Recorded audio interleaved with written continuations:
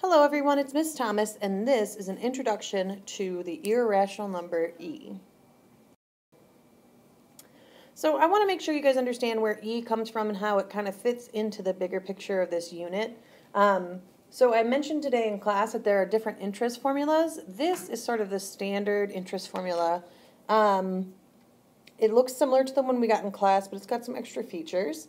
So A equals P times the quantity 1 plus R over N, all raised to the NT. P is the principal amount, R is your interest rate as a decimal, N is the number of times it's compounded per year. So if it's annually, then your N equals 1. If it's quarterly,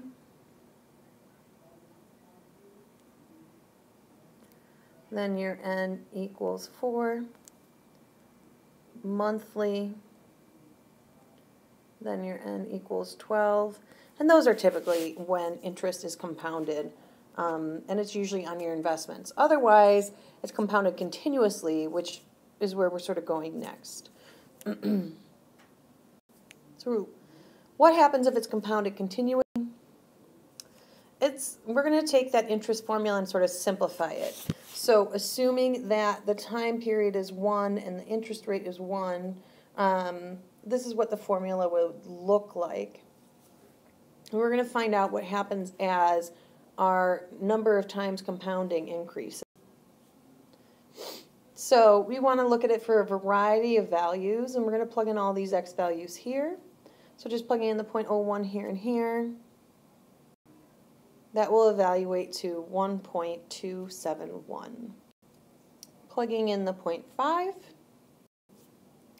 we will get 1.7321. Plugging in the 1, we get a 2.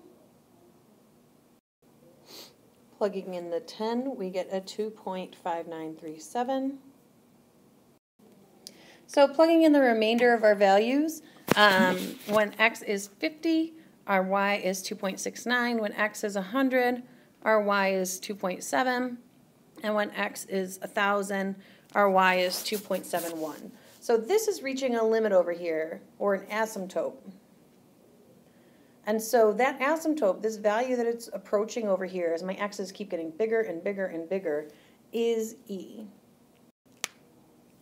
So e is called the natural base. It is approximately 2.71828, and that continues on forever, much like pi. And it comes from that formula as x value approaches infinity. So evaluating e, you might get problems that just say evaluate e to the third power. And all you have to do then is plug it into your computer or your calculator and find the result. And it is approximately 20.1. So e works just like any other number, and you can just kind of number crunch with it. And it leads to, this should be PE to the RT, the formula for continuous interest or continuous growth. So P is still the principal, E is just the base, R is the rate as a decimal, and T is the time. So suppose your grandparents wanted to help set you up for success and open a stock market account with $5,000 that paid 3% interest compounded continuously for you when you were born. No money is added or taken away from the account except for interest. How much money will be in your account when you turn 18? So we would just take our continuous interest formula. A is the amount at the end. P is your principal, which is your starting value.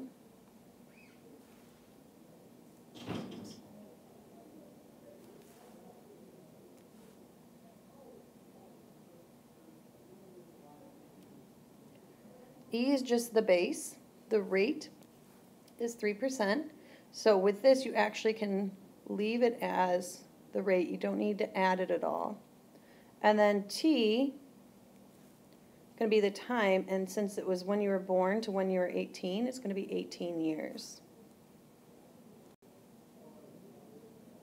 And so that $5,000 just sitting in an account will turn into $8,580.03.